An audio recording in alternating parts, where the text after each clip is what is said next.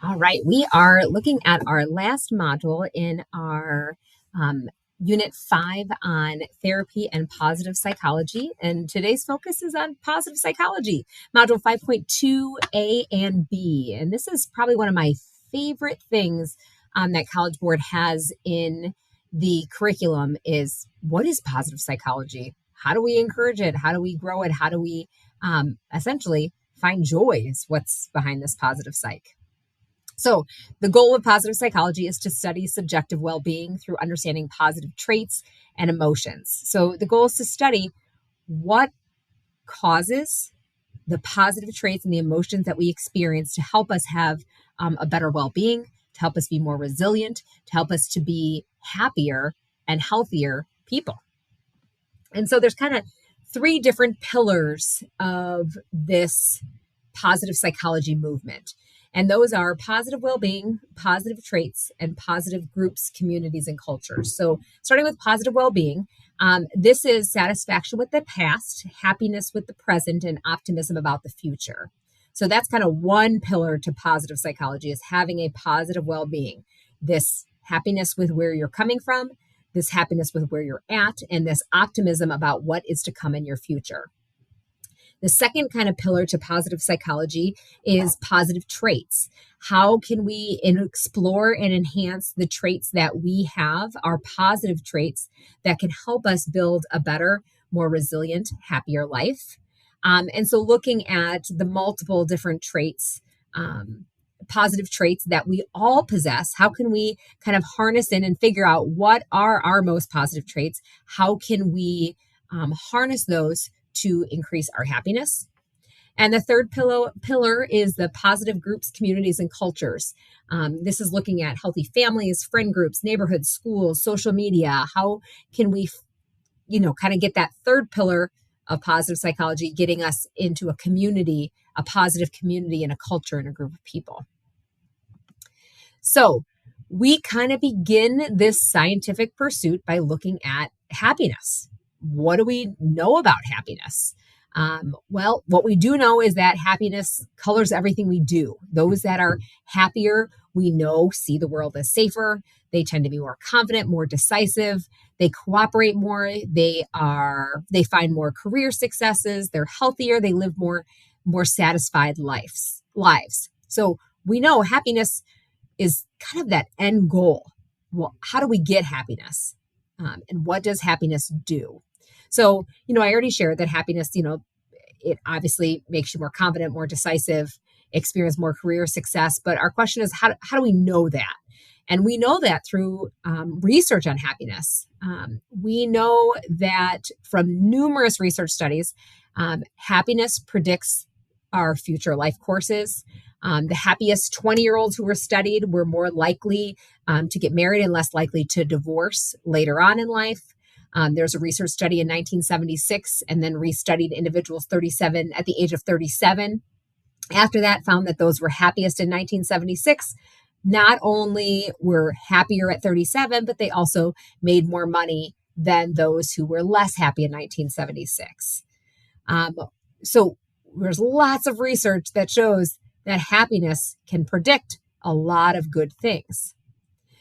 We also know that happiness doesn't just feel good, but it also causes us to do good. There's a phenomenon called the feel good, do good phenomenon that kind of looks at this circular process that when we do good things like give money, volunteer our time, we then tend to be happier. And then when we're happier, we tend to spend more money and help others and do good deeds. So we kind of have this circular trap. So if we kind of find that we maybe aren't happy at a current moment, if we can find that we do something for somebody else, if we can volunteer our time, if we can give to others, if we can do a good deed, we can actually increase our happiness level. So this happens as this circular motion that we feel good, we do more good, we feel better. And so if we ever want to get on that train, we just have to jump in by doing those good things. We also know that happiness is relative. Happiness is relative to who we compare ourselves to. I love this quote, comparison is the thief of joy. According to relative deprivation, our happiness is dependent on who we compare ourselves to. So if you compare yourself to somebody who is better off or who has more than you see yourself as, your happiness is going to be less than if you compare yourself to somebody who has less than you.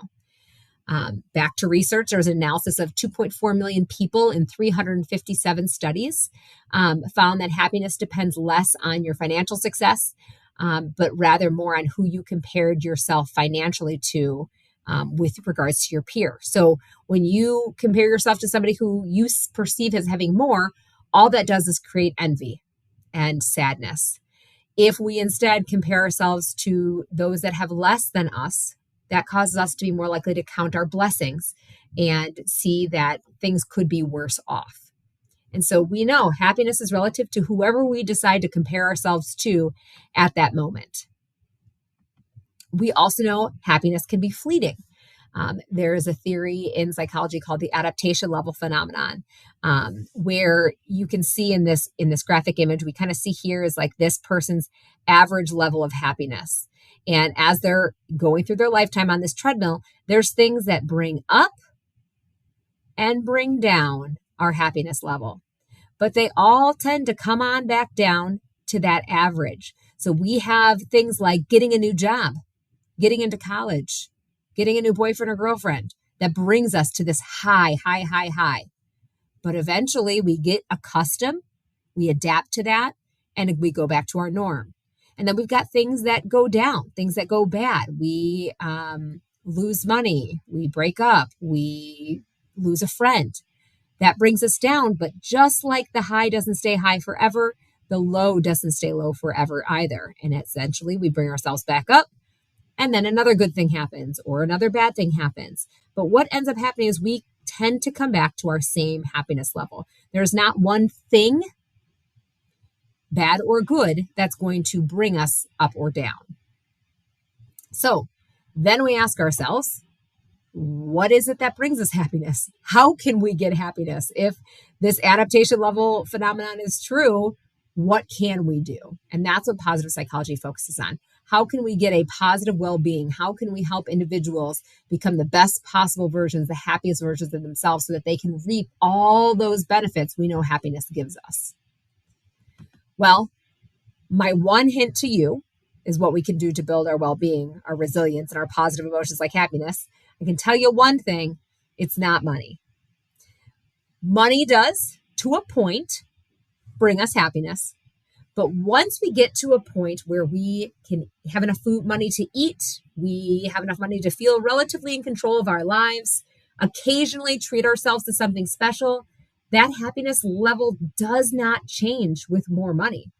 If you look throughout the years at happiness levels, they've stayed pretty consistent over the past years, even though personal income has skyrocketed in the past 30, 40 years. People have more money, but their happiness levels have not changed. And so we know study after study shows once you have enough money to live comfortably, your happiness levels are not going to change by having more money.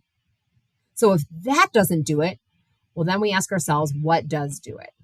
And so that gets us into a few things that we do know can change our happiness level. The first thing is called the Broaden and Build theory. And this is called the Broaden and Build theory of positive emotions. And so what this theory says that we kind of have everyday emotions, and the positive emotions that we experience broaden our awareness, which then over time helps people build skills and resilience and improve and boost their well-being. So you can look at this kind of literally and figuratively. So when we have positive emotions, we broaden our view, like I said, both figuratively and literally. When we are in a good mood, we experience positive, happy emotions. Think about what happens to our eyes. Our eyes get much larger. We tend to be able to see, look around the room, notice things a lot more than when we have anger, frustration. What those things do is you can see both figuratively and literally, our eyes narrow. We see less of our environment. We tend to be less open to new things and activities and seeing less that's around them. So literally and figuratively, these positive emotions broaden our view. It helps us to see more things visually in our environment. It also helps to open our brain and our mind to new experiences, new ideas, new things. Then comes the build part, right? So the more open we are, the more positive emotions we have that cause our eyes to open, our minds to open, the more we're able to build our resilience, the more we're able to look around at positive things that are happening in our life, the more opportunities we have for social connections, the more tools in our toolkit for resilience we can take in. The more we have a good mood, the more peripheral vision we have, the more we look up, the more we are able to take in positive things in our environment. So to see this, they did an experiment where they gave participants a really stressful activity. So the stressful activity was they told them in 10 minutes, you're going to have to give a speech to an audience, making most individuals feel stress. The experimental group, they helped to create a positive emotion. So they had them watch a funny movie or recall a cute, or like pull up a cute video of puppies or to think about a positive memory. So they did something to get the experimental group to have a positive emotion. The control group, they did nothing to impact their emotion. And then what they did is they measured their stress-related outcomes. They looked at their blood pressure and their heart rate as they were getting ready to give the speech, gave the speech, and came down from that speech. And what they found was a faster recovery occurred for those individuals that had the positive emotion kind of preemptive in them. So they both had to, they were told they had to do the 10-minute speech. They both had to do that, but the blood pressure and heart rate came down quickly in those who had more positive emotions that were put in than those who had no emotions changed. They also did an experiment where they used an eye tracking device to measure participants' attention while viewing images. So what they did is the experimental group, they did the same thing. They tried to put in positive emotions. So they gave them candy before viewing an image. And the control group, they gave them candy after viewing images. So they were the kind of neutral emotion group. And what they found is that participants in the experimental group who had that positive emotion put in first, they spent much more time gazing at the images. Their eye movement trackers saw that they tracked images across all of the areas of that viewing platform. Versus the control group, their eye movement, they looked at just a small few lesser items in that viewing purpose. And so again, showing that we are having those positive emotions, it's going to broaden. It's going to let us look and see and take in much more that's around us, which is then going to help to build our tool chest because it's going to give us more experiences and more opportunities. Another thing that we know helps us is looking into what was called our character strengths and virtues. So positive psychology has discovered that we all have character strengths. We all have character strengths and virtues and things that are within us that are positive emotions. And if we can figure out what are our character signature strengths and what can we do to build those, to make them bigger, stronger, more impactful, that's going to help us be more resilient and experience more positive emotions because we're growing in our signature strength. Another thing that brings happiness, aerobic exercise, moving. We have found there's numerous studies that connect exercise to the quality of your life, to the energy you have, to the mood, to the relationships, even to the decrease in heart attacks. There was a research study done where they looked at double-decker bus drivers. So they looked at the driver, the person who sits in the seat the whole time versus the conductor who has to go up and down the stairs, checking in people on this double-decker bus. So over time, they looked at 31,000 drivers and conductors for 2 years. They adjusted for all other factors and found that those conductors suffered fewer than half as many heart attacks as those drivers did. Again, the only difference between those was some were moving, conductors versus the drivers sitting. They've done other studies. They did one study of 1.44 million Americans and Europeans, and they found that exercise predicted lower risks of many cancers. They looked at Scottish mail carriers who spent their day walking have lower heart disease risk than those that were mail workers who sat down all day. They also found that they were able to predict the cognitive functioning and the risk of Alzheimer's. Again, those who exercised, who moved more, had less Alzheimer's disease or those risk factors. We could go on and on with the number of research studies that they've done to see this correlation between exercise and positive well-being. Hopefully you should be saying to yourself, well, Mrs. Herrera, these are great studies, but correlation doesn't equal causation. Just because we see a correlation between those who exercise and all these positive things that you say, how do we know that it's the exercise that's causing that to occur? And so in that response, I'm going to say, well, they question the same thing. And so in positive psychology, they have done experiments to figure out just how much help is aerobic exercise. One study in particular is an experiment where they randomly assigned mildly depressed female college students to one of three groups. So the participants that they brought in all had mild depression scores on their depression inventory that they scored them on. 1/3 of them were exposed to aerobic exercise over a period of time. 1/3 were exposed to program of relaxation exercises, and 1/3 was the control group, and they weren't exposed to anything. 10 weeks later, so 10 weeks after doing the aerobics, 10 weeks after the relaxation, 10 weeks after doing nothing, they looked again at their depression score on that same test. And you can see here the results. The no treatment group, we had no adjustment in mood. The mood was exactly the same. The relaxation treatment group, it helped. Look we found a diminishing from 13 down to 9 on the depression score.